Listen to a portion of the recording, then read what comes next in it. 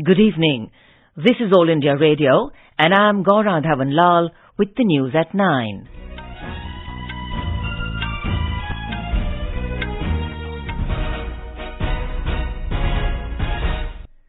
The headlines. Prime Minister Narendra Modi inaugurates Kashi Tamil Sangamam in Varanasi, says Kashi Tamil Sangamam is a continuation of India's historical tradition of confluence. India calls upon countries to deal effectively with the menace of terrorism and its financing. Prime Minister Narendra Modi begins electoral campaign for Gujarat Assembly elections with a road show at Vapi in Valsad. Nepal to vote tomorrow for elections to Parliament and provincial assemblies. International Film Festival of India all set to open tomorrow with a colourful ceremony in Talegaon, Goa. And Manika Batra becomes first Indian woman to win a medal in Asian Cup table tennis tournament in Bangkok.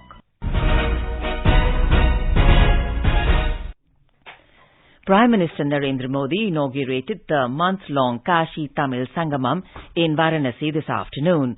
Speaking on the occasion, the Prime Minister called upon the people of the country to remove discrimination on the basis of language and strengthen emotional unity. He said, India has a history of confluence, be it the confluence of rivers, places, culture or philosophy, and the Kashi Tamil Sangamam is a continuation of this tradition.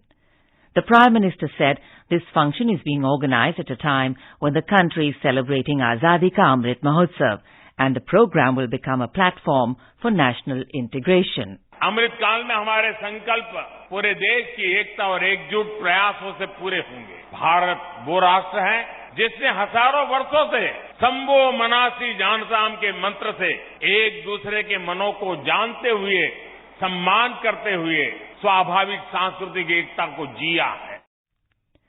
Referring to Panch Pran, the Prime Minister said that a country with a rich heritage should be proud of its legacy. He said, despite having one of the world's oldest living languages, that is Tamil, we lack in honoring it fully. 130 crore देशवासियों की जिम्मेदारी है कि हमें तमिल की इस विरासत को बचाना भी है, उसे समृद्ध भी करना है। अगर हम तमिल को भुलाएंगे, तमिल को बंधनों में बांध कर रखेंगे, तो भी इसका नुकसान है। हमें याद रखना है, हम भाषा भेद को दूर करें, भावनात्मक एकता कायम करें। The inauguration ceremony witnessed various cultural performances such as vocal rendition by Ilayaraja and book releases. Uttar Pradesh Chief Minister Yogi Adityanath, Governor Anandiben Patel, Union Education Minister Dharmendra Pradhan, Minister of State for Information and Broadcasting Dr. L. Murugan, along with Adhinams from Tamil Nadu were present on the occasion. The Sangamam is being organized by the government as a part of Azadi Ka Amrit Mahotsav and to uphold the spirit of Ek Bharat, Shresht Bharat. Over 2,500 delegates of 12 different categories from Tamil Nadu will be visiting Kashi in 8 batches during the 1-month-long program. In Gujarat, campaigning for the first phase of assembly polls has intensified. Senior BJP leader and Prime Minister Narendra Modi reached Gujarat on a 3-day visit today and led a roadshow at Vapi in Valsad district this evening. He addressed a rally in Vapi a short while ago. Star campaigners from all political parties are campaigning in the state to woo voters. 788 candidates are in the fray for 89 seats in the first phase of assembly elections. Voting for this phase will be held on the 1st of December. More from our correspondent. During his 3-day visit, BJP leader and Prime Minister Narendra Modi will address 8 rallies at various places during his visit. Tomorrow, Mr. Modi will offer prayers at Jyotirlinga Somnath and will address a rally at Veraval. Later in the day, he will address 3 public meets at Dhoraji, Amreli and Botad. National convener of Aam Aadmi Party, Arvind Kejriwal, will also lead a roadshow at Halol in Panchmal district tomorrow. Congress leader Rahul Gandhi will also campaign for the party on Monday. Mr. Gandhi is scheduled to address rallies at various places including Rajkot and Surat. With Sanjeev Sharma, Aparna Khun, AR News, Ahmedabad. The Prime Minister today also inaugurated the Doni Polo Airport at Itanagar in Arunachal Pradesh. Speaking on the occasion, he said development projects are no longer halted or delayed and the government has ensured on-time completion of all undertaken projects. अब culture हो या agriculture, commerce हो या connectivity, बात trade की हो या tourism की हो, टेलीकॉम की हो या टेक्सटाइल की हो, पूर्वोत्तर को आखिरी नहीं बल्कि सर्वोच्च प्राथमिकता मिलती है. The Prime Minister highlighted the manner in which development of infrastructure and increasing connectivity is also boosting the tourism economy of the Northeast. He said, today the Northeast is witnessing the dawn of new hopes and opportunities, and this event is a great example of New India's approach towards development. The winter session of Parliament will commence from the 7th of next month and continue till the 29th of December. The session will have 17 sittings spread over 23 days. The Lok Sabha and Rajya Sabha secretariats have notified the dates. Science and Technology Minister Dr. Jitendra Singh today chaired a high-level review meeting for the preparations of Science 20 meetings of the G20 summit to be held in India next year. The summit will be held in Coimbatore from the 21st to the 22nd of July. This is All India Radio giving you the news. For quick news updates round the clock, follow us on our Twitter handle @AIR News Alerts. अगर आप कर रहे हैं प्रतियोगी परीक्षाओं की तैयारी तो अभ्यास कार्यक्रम है सिर्फ आपके लिए, जिसे शनिवार रात 9:30 बजे आप सुन सकते हैं. इस बार का विषय है पब्लिक एडमिनिस्ट्रेशन. कार्यक्रम के अंत में आपसे पूछा जाएगा एक सवाल जिसे आप 9289094044 पर व्हाट्सएप कर सकते हैं. आपका अभ्यास हमारा प्रयास.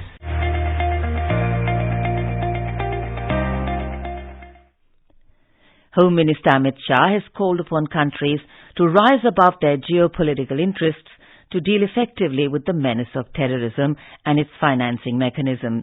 Speaking at the closing session of the third No Money for Terror conference in New Delhi today, Mr. Shah said some countries continuously support terrorists and terrorism. कुछ देश की सरकारों ने और एजेंसियों ने टेररिज्म को स्टेट पॉलिसी बनाया है. ऐसे टेरर हेवन्स पर आर्थिक प्रतिबंध के साथ साथ सभी प्रकार की नकेल कसना निहायत आवश्यक है.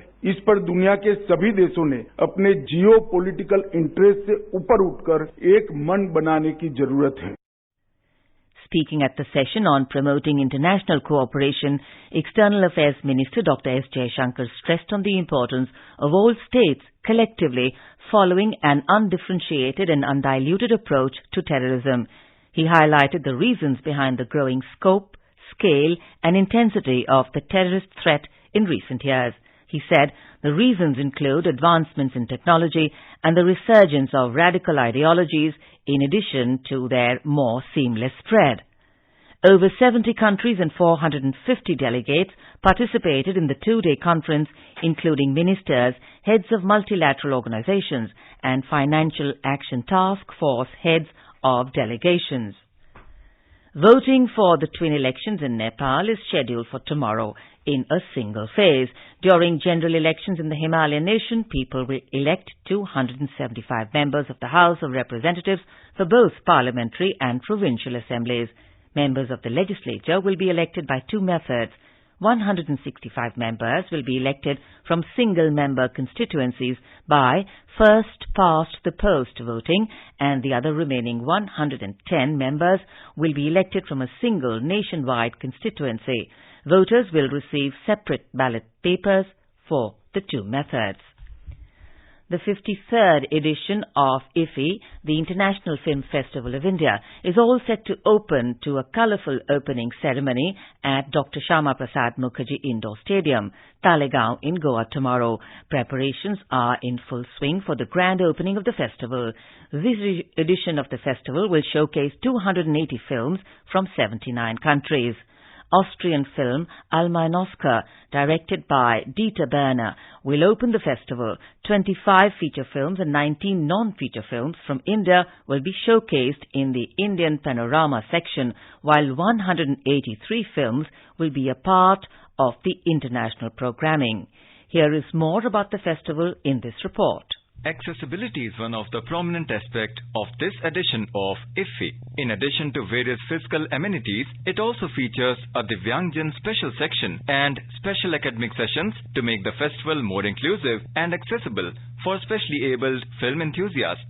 Dedicated screenings will be organized for them, keeping in mind their accessibility needs in terms of formats of film screening and venue infrastructure and management. The films in this section will have embedded subtitles as well as audio descriptions. Audio descriptions are specially created audio tracks that narrate visual information in a film. In this section, Richard Attenborough's Oscar-winning Gandhi and The Storyteller, directed by Anant Narayan Madhavan, will be premiered in the Divyangjan section. Abhineet Shukla, News Desk.